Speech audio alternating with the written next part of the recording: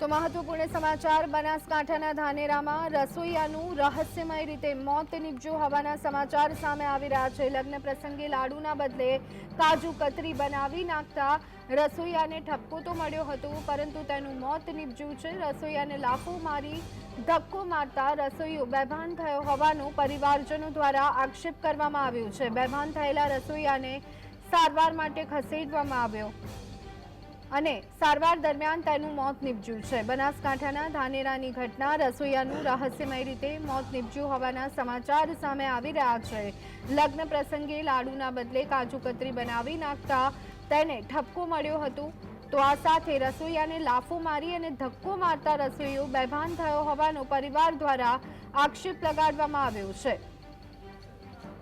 તો આ સંદર્ભે વધુ વિગત મેળવી લઈએ। અમારા સંવાદદાતા ધ્રુવ અમારી સાથે જોડાઈ ગયા છે। ધ્રુવ, રસોઈયાનું રહસ્યમય રીતે મોત, શું વિગતો સામે આવી રહી છે? પરિવારજનોનું શું કહેવું છે? જી ચોક્કસથી ધ્વનિ, જે રીતે વાત કરવામાં આવે, ધાનેરાના એક લગ્ન પ્રસંગ હતો અને લગ્ન પ્રસંગના અંદર એક રસોઈયાને કામ સોંપવામાં આવ્યું હતું, જેનું નામ છે સુખદેવભાઈ પ્રજાપતિ। સુખદેવભાઈ પ્રજાપતિ અને લગ્ન પ્રસંગ હતો જેનો, અને તેમના દ્વારા તેમને કહી શકાય છે કે લાડુ બનાવવાની વાત કરવામાં આવી હતી। જોકે તેમને લાડુની જગ્યાએ કાજુ કતરી બનાવી હતી।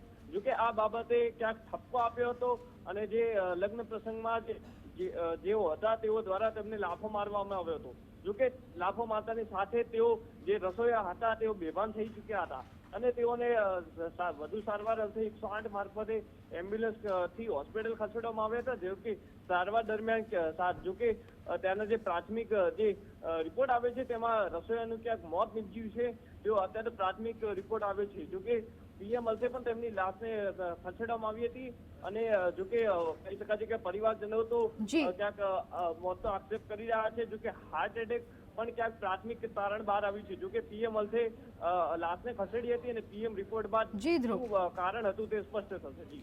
જી આભાર ધ્રુવ।